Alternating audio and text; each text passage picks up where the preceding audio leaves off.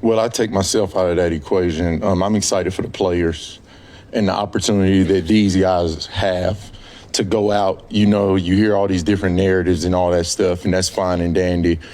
But I know when we sat in that room this morning, when we conveyed on Monday the things that those guys talked about, the standard that we've set, coaches, players, coaches, and the level that these guys expect to play this year.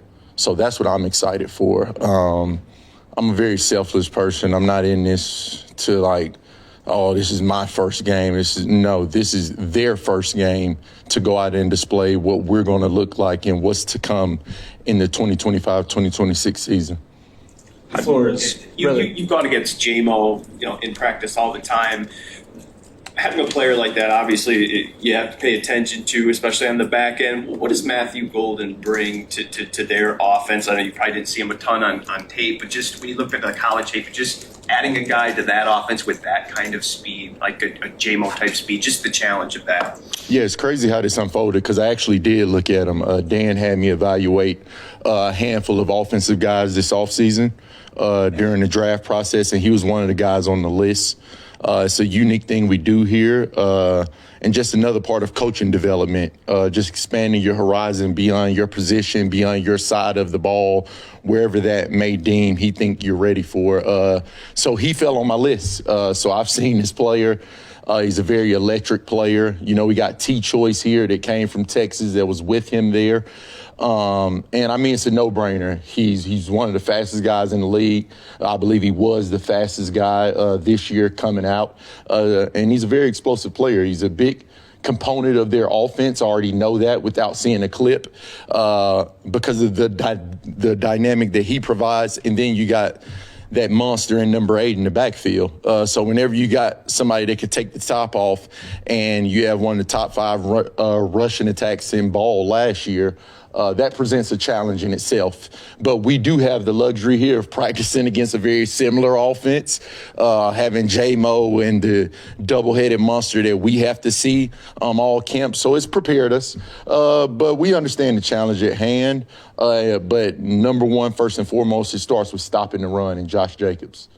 From a play calling standpoint, one of your first big tests is against LaFleur, who's highly respected across the league. I guess, how do you prepare for the chess match that'll take place on the field on Sunday? Just not getting caught up in it's me versus LaFleur.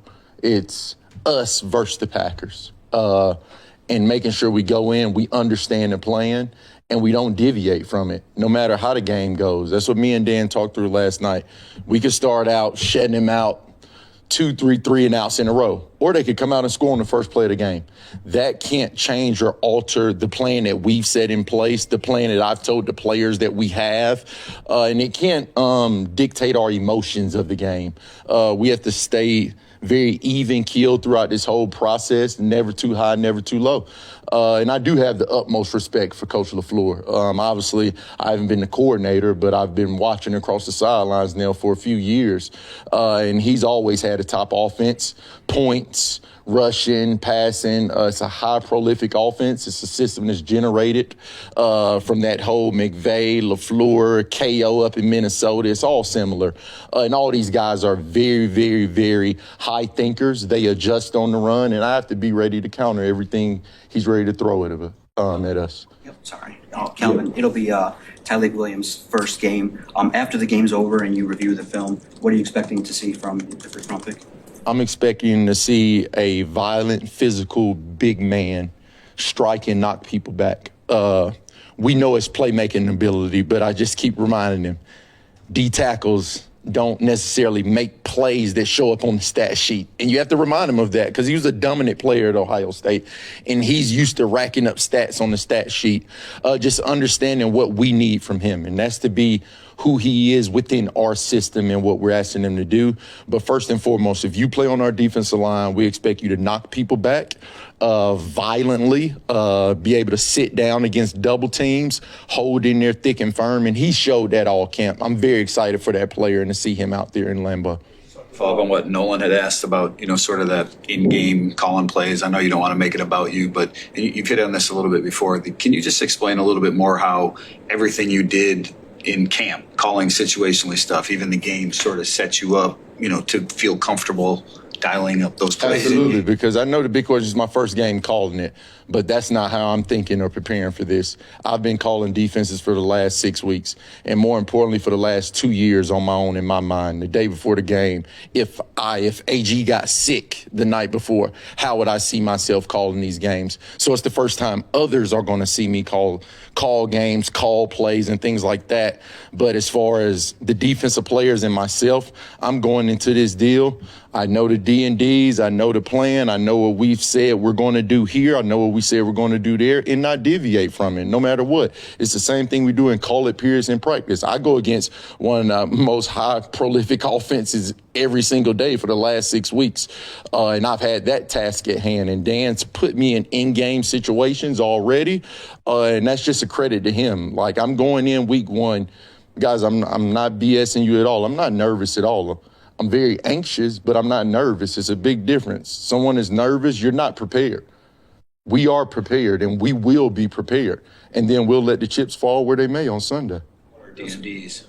Down distances. I want to ask specifically, you talked about staying even keel, but you specifically, how much did your playing career help you with that? Because you're going to face questions all the time, obviously, when you come in and after Aaron Glenn and what this team did last year. But you as a player, how did that help you prepare for this role as well? You've been coaching for a while, but did that help you at all? Oh, absolutely. The highs and lows of my career, and I open the floor and I explain that to all the players when we had a 90-man roster here back in camp. And that's why I feel like I'm able to adapt and touch so many guys, because I've been that higher draft pick that went in and started my rookie year. I've been that guy that got traded. I've been that guy that got cut. I've been that guy that had to go back and get it out the mud and resurface yourself. So I've seen it from every aspect in this deal. And then being right there with AG these last couple of years, I've also seen it. I've seen people calling for his job years ago to calling him one of the best coordinators in the league. So that, to me, is why you can never get too high or too low, because in this business that we're in, things happen overnight and things change drastically week to week. So you never get too high or too low, and that's where I get kind of that motto from, is dating back to my playing days. Shep, from your perspective, where is Terrion a different player entering year two compared to entering year one? I know you don't want to heap too much praise on him, but just where have you seen his growth the most entering year two? I would say from the mental standpoint, he's always had the physical gifts and tools, but it's the mental standpoint. Him doing the extra meetings with Deshae and myself, wanting to understand the game of football, not just play it. Those are two different things. And being able to play with anticipation. When you're out there on those islands, your talent can only take you so far, because the guy you're matched up against is just as talented as you. You have to be able to play with anticipations, understand the stems of receivers, what routes they run off certain stems, certain formations and things like that. And that's where I've seen the growth with him.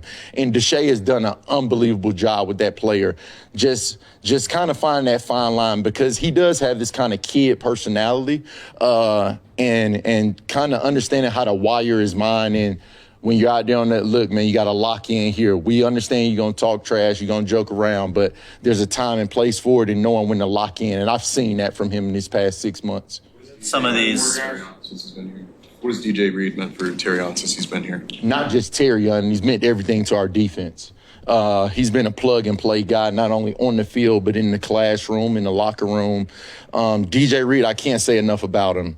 I know that Hutch and Anzo was voted captains, but he would have easily been a guy that would have earned the right to wear that patch.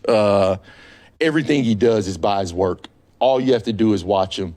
Watch how his attentiveness in meetings. He asked me the most questions of anybody.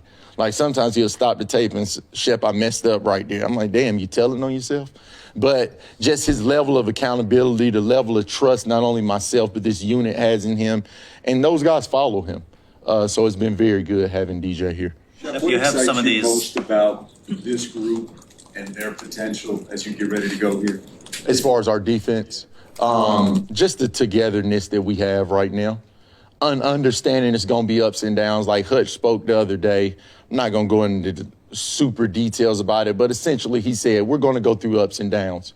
But the bond that we've built not only over the years, because we just brought in DJ Reed, you kind of pick and pride these pieces you bring in year to year, and all these guys fit, and we've meshed well, and it's more of a brotherhood, and it's a family. We're not friends. I tell them, we're not friends here, we're family.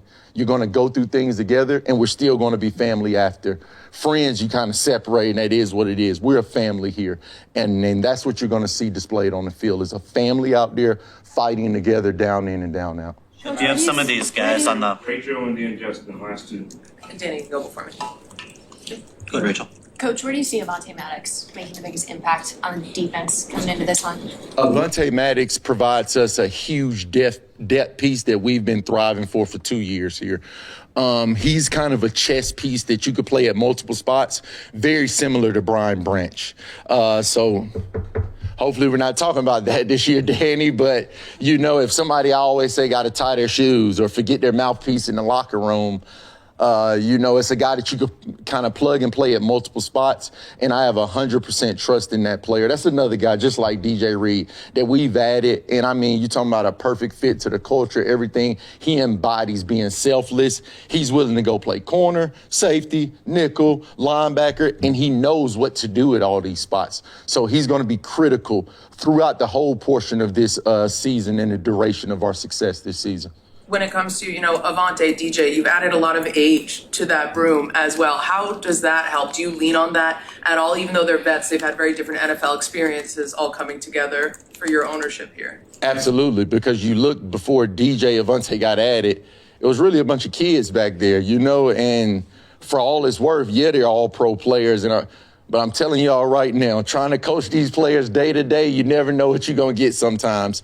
But that's our job, meeting them halfway, and now having players there with them, because that's when the message is really sent. You say what you want. As a coach, yeah, they respect us, but a lot of it kind of falls on deaf ears sometimes when you're preaching the same thing over and over. But when they're hearing it from their peers, and it's kind of, they're the coach through the player kind of deal, and then they get that through them, it kind of hits a little different. So having those two vets that understand what we're looking for, what I'm looking for, and kind of have them convey the message as well, kind of doubles down on everything that we're saying.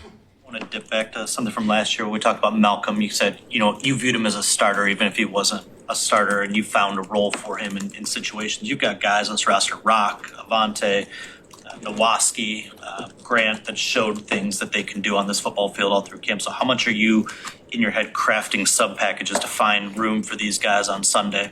Yep, and that's a credit to our front office. The depth that they do, because now kind of that player, we know we have Malcolm out for the first couple weeks here, but now a player that's been plug and play kind of in that fourth LB spot has been Zach Cunningham. To me, this is a starter in this league. I have no idea what he did before he got here or why he wasn't starting or playing credible snaps the last 2 years, but this player, what he's shown on our field, he's a starting caliber linebacker in this league. And again, credit to our front office, and it's not trying to force these guys in the game. If we see in the game plan there's a role for you, we'll plug and play you in that role. But we'll never force anybody on the field. It's just a credit that we're able to have that type of depth going into the season, knowing what we endured last year as far as injuries are concerned. Having those depth pieces there to where you're not changing your game plan. The game plan can stay the course, and these guys plug and play in those different spots that we have them in.